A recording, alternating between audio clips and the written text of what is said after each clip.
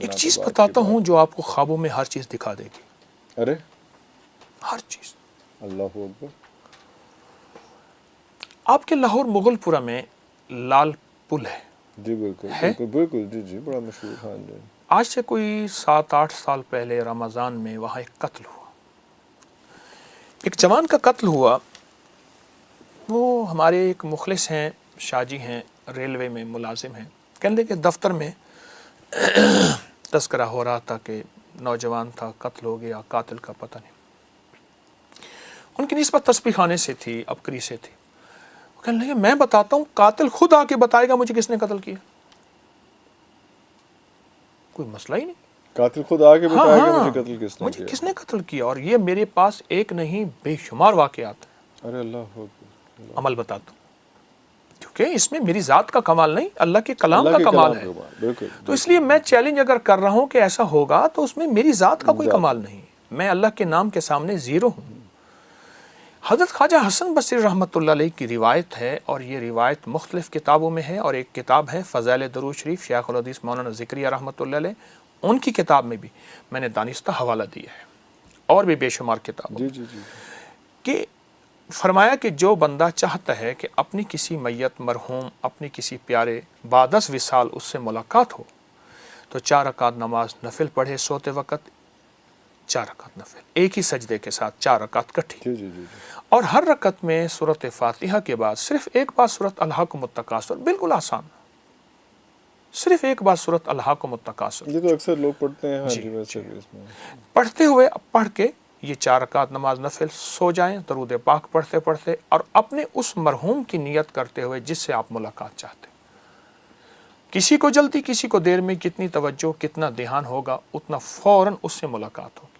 کہنے لگے میں نے یہ عمل بتا دیا. سن لیا، گئے. ان کی کچھ خواتین نے پڑھنا شروع کیا. ایک کے خواب میں آئے.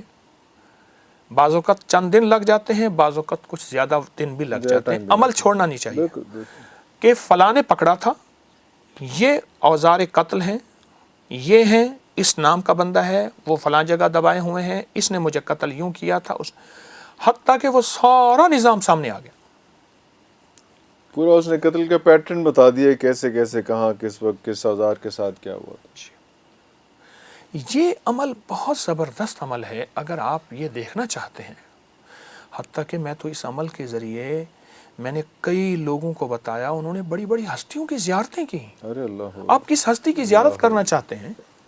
آپ چاہتے ہیں فلاں ہستی کی زیارت ہو جائے تو یہ عمل آپ پڑھ کے سو جائیں. پھر آپ چاہتے ہیں کہ اس سے سوال و جواب بھی ہو، اس سے استفادہ بھی ہو، تو آپ اس عمل کو کچھ عرصہ متواتر کریں. آپ کے سامنے ہر چیز کھلے گی، حیرت انگیز کھلے گی، ایک دنیا کھلے گی، ایک جہان کھلے گا.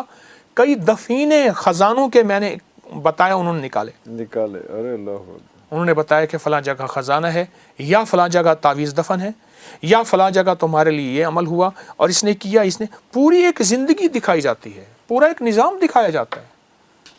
اچھا، جس سے ابھی پہلے کپڑے کا ذکر ہوا کہ جسم پہ کوئی پہنا ہوا کوئی کپڑا اس کے لیے، حسد کے لیے، تو یہ کپڑے کے اوپر بھی تو جادو کیا جاتا ہے. یہ بھی ہوتا ہے کہ کپڑے کرتے کے اوپر یا اس میں، وہ بھی بہت ایک نارمل سمجھا جاتا ہے. انسان کے استعمال کا کیا ہوا کپڑا نا، اس پہ نقش لکھا جاتے ہیں. استعمال کیا ہوا کپڑا، انسان کے جسم کے بال، ناخن. جی جی جی جی. اس لیے بالوں اور ناخن کی ضرور حفاظت کرنی چاہیے، اسے دفن کرنا چاہیے، پھینکنے نہیں چاہیے. حتیٰ کہ یہاں تک کہ آپ کے بال اور ناخن جو ہیں وہ جنات بھی چرا کے لے جاتے ہیں. جنات کا جادو انسانوں سے زیادہ سخت، جنات کی نظر بد انسانوں سے زیادہ سخت. من الجنت والناس، اللہ نے پہلے جنات کا تذکرہ کیا ہے، پھر انسانوں کا تذکرہ کیا ہے. یہ اور جب دفن کر دیں وہ اللہ پاک اس کی خاص حفاظت اور طاقت میں، پھر وہ چیزیں اس کو وہاں سے نہیں نکال سکتے، وہ ایکسیسیبل نہیں ہوتی ہیں پھر ان کے لیے. لیکن جنات کیوں حسد کرتے ہیں، یا جنات کیوں جادو کرتے ہیں، یا جنات کی نظر لگاتے ہیں؟ ان کا کیا مطلب؟ ہم سے کوئی لوگ تو چلو پھر کوئی بغض کی نہ حسد رکھ لیتے ہیں، جنات بھی یہ کام کرتے ہیں. اس نے کہا تو کون کہہ رہا میں خام خواہ؟ خام خواہ. لیکن میری عرض یہ ہے، جنات کا حسد تو پہلے دن سے ہے. وہ مخلوق پہلے ہیں، آپ تو بات کے انسان. اور انہوں نے کہا کہ یا اللہ ان کو کیوں پیدا کر رہے ہیں؟ جنات کا حسد تو پرانا ہے اور قیامت تک رہے گا. دیکھیے، جس طرح ہمارے ہاں شریر بھی ہیں، شریف بھی ہیں. اس طرح جنات کے ہاں شریر زیادہ ہے، کیوں؟ آگ ہے، اور حسد آگ ہے، اور نظر بد آگ ہے، اور جادو آگ ہے۔ اچھا تو وہ ان کے زیادہ قریب ہے۔ آگ ہے۔ اچھا جنات اپنے اوپر بھی بہت زیادہ جادو کرتے ہیں، آپس میں ان کی بہت زیادہ ہوتی ہیں، چونکہ جن میرے تابع نہیں، میں نہ جنات کا آقا ہوں، میں ایک عام سا انسان ہوں، لیکن یہ روایات میں ہے، یہ مشاہدات میں ہے، یہ تجربات میں ہے۔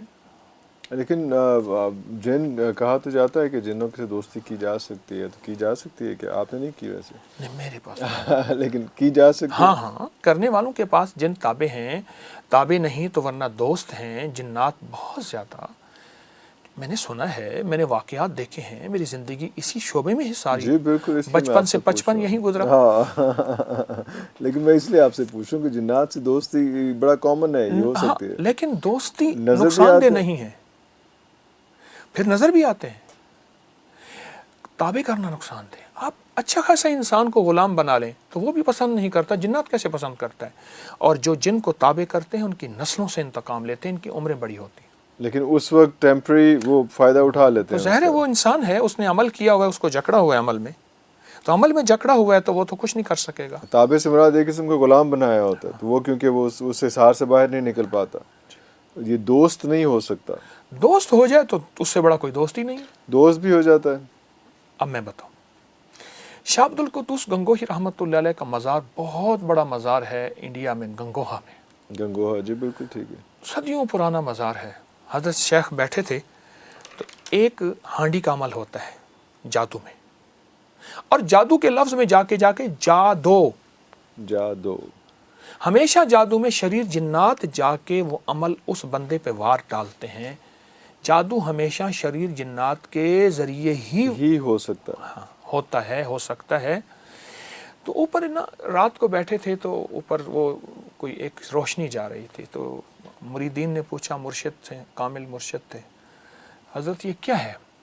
فرمایا کسی کے اوپر جادو کا وار جا رہا ہے، حضرت اللہ نے آپ کو روحانی طاقت دی ہے، اس کو اتارے۔ حضرت نے اللہ کا نام لیا، اللہ کے امر سے وہ نیچے اترا، تو اس سے پوچھا کون؟